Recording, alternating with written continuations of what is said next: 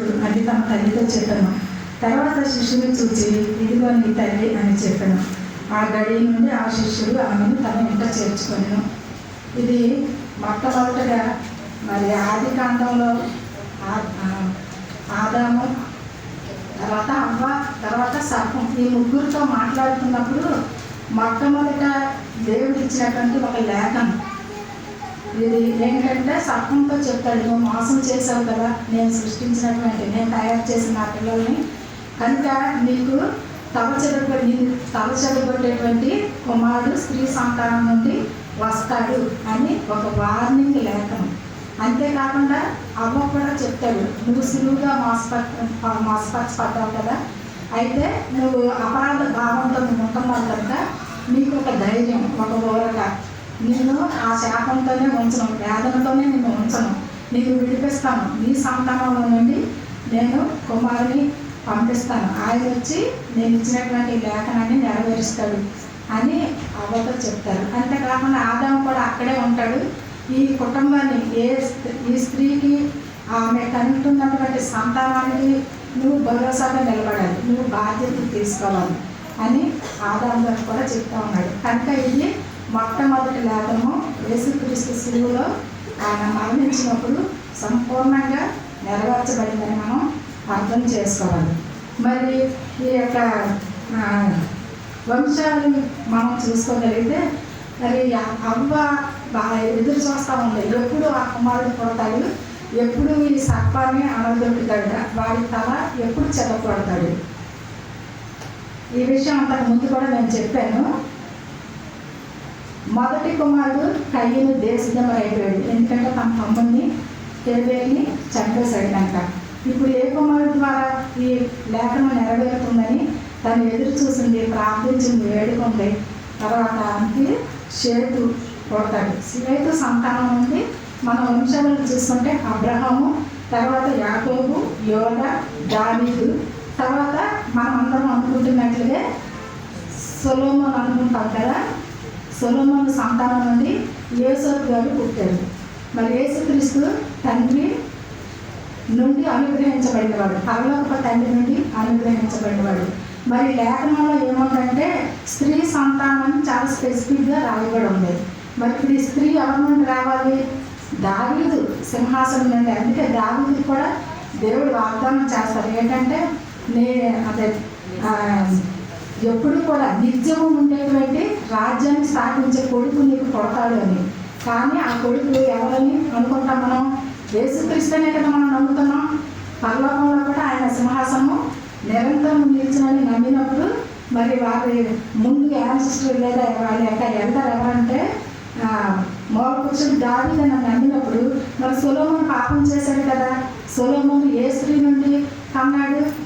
కాబట్టి ఇక్కడ వంశావళి 2 వర్గాలుగా చీలిపోయింది. అదేంటంటే సొలొమోను నుండి పుట్టినటువంటి వాడు యోసేపు అయితే బెత్షెబా నుండి ఇంకొక కుమారుడు కలిగాడు. అది ఎవరంటే నాతాను గారు. దావీదు గారు బెత్షెబా వల్ల కన్నిన సంతానమైనటువంటి నాతాను సంతానం నుండి వచ్చిన స్త్రీ మరియా. కనుక ఇది మనం కొంచెం సబ్జెక్టుని అర్థం చేసుకోవాలి. మరి ఇది నాకు ఇచ్చినటువంటి 3వ వాక్యం చెప్పడం కొంత ఎప్పటిలాగే నేను చెప్పచ్చు. ఇది ఏంటంటే సోషల్ రెస్పాన్సిబిలిటీ అని. దాన్ని నేను ఈజీగా చెప్పొచ్చు, కానీ ఈ సత్యం అందరికీ మనకు తెలియాలన్న ఉద్దేశంతో దీన్ని మాట్లాడుతున్నాను. అంటే ఇక్కడ దావీదు సంతానాన్ని నాతాను ద్వారా, మరియమ్మ గారి ద్వారా మరి లేఖనం నెరవేర్చబడిందని మనం అర్థం చేసుకోవాలి. అయితే ఇప్పుడు ఈ మరియా అప్పట్లో యోగా జనాంగం అంతా కూడా వారి ఆడపిల్లలకి మగపిల్లలందరికీ కూడా మొదట సినాగోగ్స్లో ఎడ్యుకేషన్ ఇస్తారని, 12 years తర్వాత ప్యూబర్టీ వచ్చాక అమ్మాయిని ఎడ్యుకేషన్ ఆపేసి ఇంటి పనుల్లో ఉంచుతారని మనం అంతకుముందు నేర్చుకున్నాం. ఇప్పుడు కూడా ఈ అమ్మాయికి సబ్జెక్టు తెలుసు, మెస్సియా వస్తాడు, కన్య మరియ గర్భంలోకి వస్తాడని యెషయాలోనే మనం చదువుకున్నాం. కనుక పిల్లలందరికీ కూడా ఎదురు చూడండి, ప్రార్థన చేయండి అని ఆ మతబోధకులు నేర్పిస్తూ ఉన్నప్పుడు ఈ మేరీ చక్కగా నేర్చుకుంది. తను ఎంత కలంకం లేకుండా నిష్కపటంగా ప్రవర్తిస్తూ ఆ మెస్సీకి నేను తల్లిని అవ్వాలని చెప్పి తను ఎదురు చూసింది. మరి మనం అనుకున్నట్లుగా దేవదూత గబ్రియల్ దేవదూత వచ్చి ఆమె మాట్లాడడం, ఆమె కుమారుని గర్భం ధరించినప్పుడు మనం ఎప్పటిలాగా మూడో మాట మాట్లాడుకునేటప్పుడు ఎన్ని అవమానాలు మోసింది, ఎంత వేదన పడింది. అందుకే ఆమె గురించి మనం సింపుల్గా చెప్పాలంటే చిన్న చిన్న టైటిల్స్. అవమానాల తల్లి. 3 నెలలు ఎలా మోసిందో తెలియదు. 3వ నెలలో మాత్రం అక్కడ మన బంధువులైనటువంటి మళ్ళీ అక్కడ మన యాజక సంతానం కూడా మిక్స్ అయింది దీనిలో. కనుక అక్కడ అందుకనే యేసు ప్రభు యాజక సంతానం, యాజకుడు, రాజులైన యాజకులని మనం చెప్పుకున్నాం కనుక అక్కడ యాజక స్త్రీ కూడా, అంటే మేరీ వాళ్ళ ఫాదరు డేవిడ్ రాజరికం నుండి వస్తే తల్లి అహరోను సంతానం నుండి వచ్చిందని మనము తెలుసుకోవాలి. కనుక ఆమె యాజకురాలైనటువంటి యాజక వైఫ్ అయినటువంటి ఎలిజబెత్ దగ్గరికి, జకర్యా దగ్గరికి గుడ్ న్యూస్ చెప్పడానికని వెళ్ళిందనమాట. కనుక ఈమె అక్కడికి వెళ్ళేటప్పుడు కొంత వాదనకు కలిగింది. తర్వాత నువ్వు ఆర్డినరీ స్త్రీ కాదు, నువ్వు రాజమాతవు, మరి అంతకుముందు మనం అనుకున్నట్టుగా అవమానాల తల్లి, అంగవార్పు తల్లి, తల్లడిల్లినటువంటి తల్లి అని ఎన్నో టైటిల్స్ మనం పెట్టుకోవచ్చు. ఎందుకంటే ఈమె గర్భం ధరించినప్పుడు ఎంత అవమానం, మరి అవమానం పరచకూడదు అని కళలో బోధించబడ్డాడు యోసేఫ్ గారు. కనుక ఈమె అవమానాల తల్లి. మిగతా రిలేటివ్స్ కానీ, పేరెంట్స్ కానీ, మిగతా వాళ్ళు ఆమెను ఎంతగా అవమానించారని మనకి అర్థమవుతుంది. తర్వాత అంగవార్పు తల్లి. ప్రతి క్షణం కూడా తనకి వేదన. యేసు ప్రభు వాళ్ళు మరి అంగవార్పు అనేది ఎప్పుడు స్టార్ట్ అయ్యింది? మొట్టమొదట ఈమె యొక్క రిలీజియస్ రిచువల్స్ కూడా ఫాలో అయ్యింది. తన కుమారుడికి తండ్రి లేడు, తల్లి మాత్రమే ఉంది. బహుశా ఈయన యోసేపు గారు ఎడాప్టెడ్ ఫాదర్ అని మనము అనుకోవచ్చు. అది కూడా మనకి లోకసవార్తలో ఉంటుంది. మరి ఆయన యేసుక్రీస్తు కుమారుడిగా ఎంచబడను అని ఉంది. అంటే బాధ్యత. ఆదాము గారు చూసి ఎలాంటి బాధ్యత నెరవేర్చాలని మరి మొదట ప్రభు గారు దేవుడు ఏదైనా వనంలో ఆయనకి ఎలాంటి వాగ్దానం, ఎలాంటి రెస్పాన్సిబిలిటీ ఇచ్చాడో ఇక్కడ యోసేపు గారు కూడా అదే రెస్పాన్సిబిలిటీస్ ఫీల్ అవుతున్నారు. కానీ బయోలాజికల్ ఫాదర్ మాత్రం కాదు. తర్వాత అక్కడి నుండి ఈ స్త్రీ ఏం చేస్తున్నట్టు బిడ్డని కనిన తర్వాత నా బిడ్డకి తండ్రి లేడు కనుక అక్రమంలో పుట్టిన బిడ్డని ఎవరైనా, అది నేటికి కూడా సొసైటీలో ఎప్పుడు మనం యూట్యూబ్లో కూడా చూస్తూ ఉన్నాం తండ్రి లేకుండా పుట్టాడని. కానీ ఆమె మాత్రం ఎంత ధైర్యంగా తన భర్తను ఒప్పించి అక్కడ రిలీజియస్ రిచువల్స్ లేదా ఈ యోగా మతంలో ఉన్నటువంటి ఆచారాలు లేదా వేడుకలు చాలా ఘనంగా నా కొడుకుని జరగాలి. ఎందుకంటే నా కొడుకు లోక రక్షణ కొరకు పుట్టినటువంటి దేవాది దేవుడు కనుక ఆయన్ని మామూలుగా వదలకూడదు. ఈమె పేదరాలే కానీ ఆ కొడుకుని ఎంతో హెచ్చించింది. పుట్టిన తర్వాత 8వ రోజు సున్నతి చేయించారు.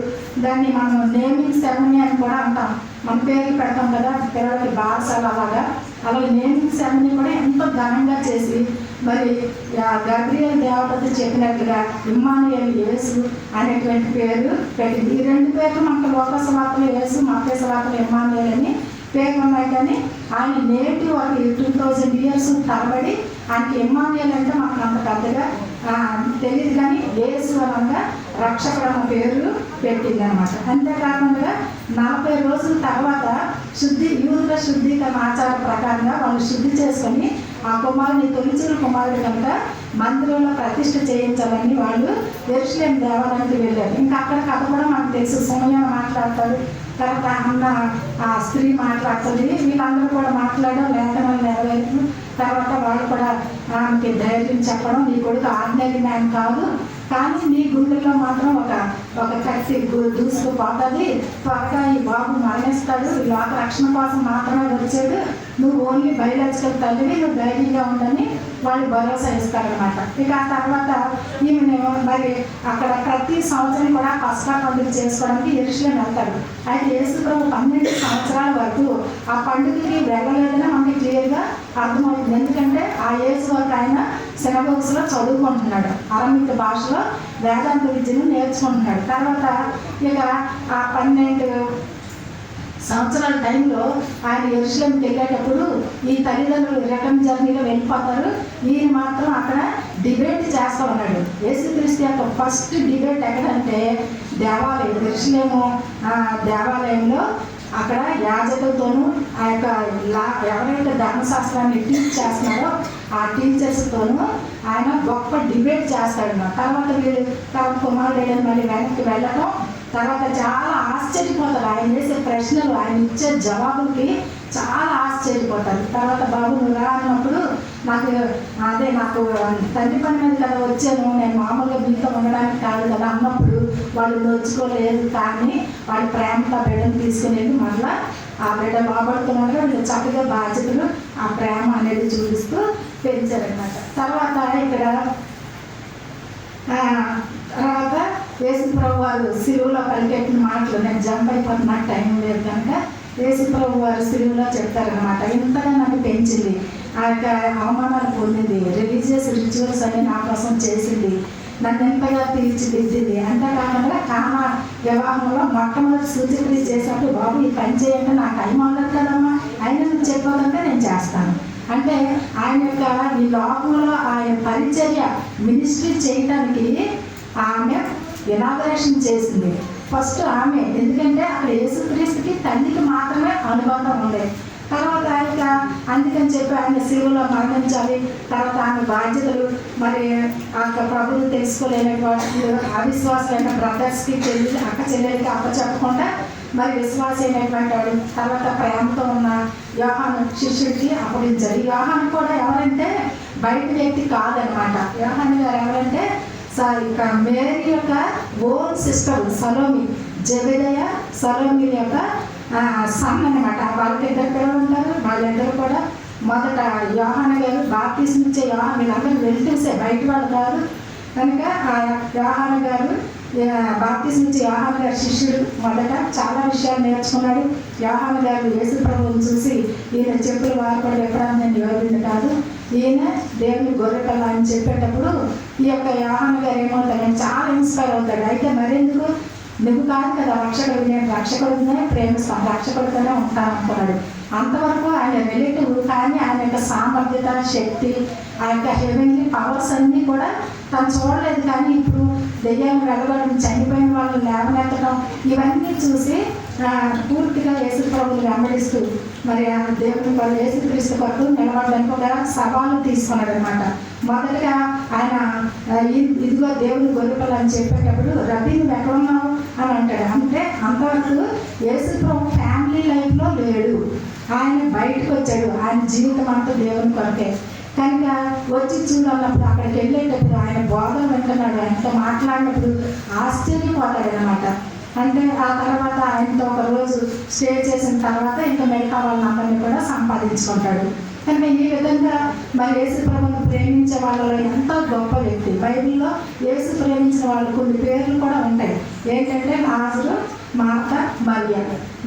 వీళ్ళు అక్కడ సిలువ దగ్గర ఉన్నట్టుగా తెలియదు, ఒకవేళ ఉంటుంటారు డెఫినెట్గా, కానీ వాళ్ళ బ్యాక్గ్రౌండ్లో ఉన్నారు. యోహాను మాత్రం ప్రేమించిన శిష్యుడిగా అక్కడ ఉంటున్నారు.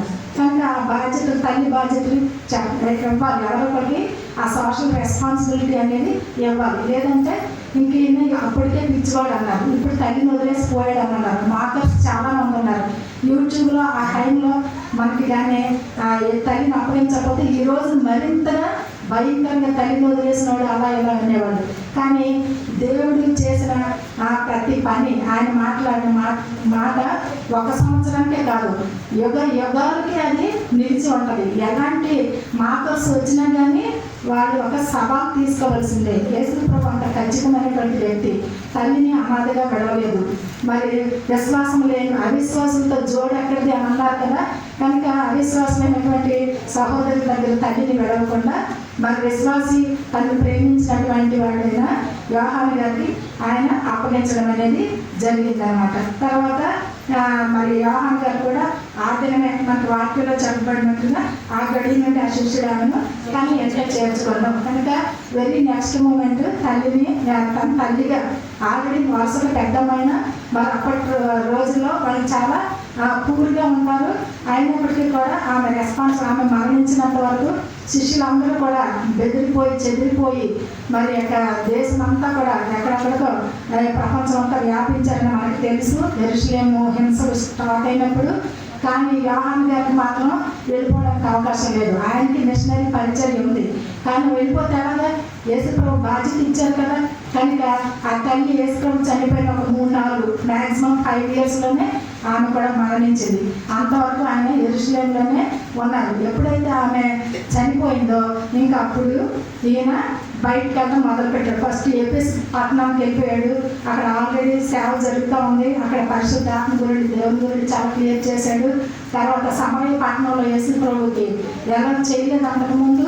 మరి యాకోబు యేసపు యోహాను గారు ఏమన్నారంటే, ప్రభు మరి మనల్ని అడ్డగిస్తున్న సమరయం మీదకి అగ్నిని దించేసి వాళ్ళు కాల్ చేయాలి మేము అన్నారంటే చాలా పవర్ఫుల్ అనమాట ఈ బ్రదర్స్.